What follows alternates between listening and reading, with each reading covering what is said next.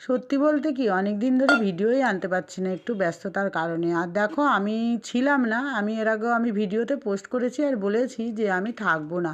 তার জন্য আমি কালী পুজো ছিল মামাবাড়ি, সেখানেই ছিলাম, সেখানকার ভিডিও আমি পোস্ট করেছি, কিন্তু বড় গপুদের আমি আনতেই পারিনি। কারণ হলো বড় গপুদের না আমি নিয়েই যাইনি, তো পোস্ট করব কোথার থেকে।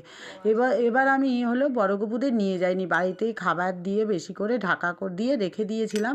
বড় গপু ছোটো গপুর সেটাই বড় গপুদের হয়ে গেছে। আর এদিকে দেখো আমি ফুল কিনে এনেছি, এই যে জবাগুলো দেখছো এগুলো কিন্তু গাছের না, এগুলো হলো আমি কিনে এনেছিলাম বাজার থেকে।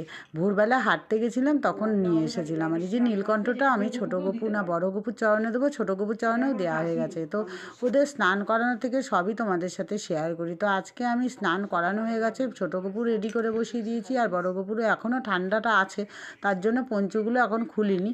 তো পঞ্চগুলো এখন আস্তে আস্তে সব ধুয়ে আবার তুলে রাখবো।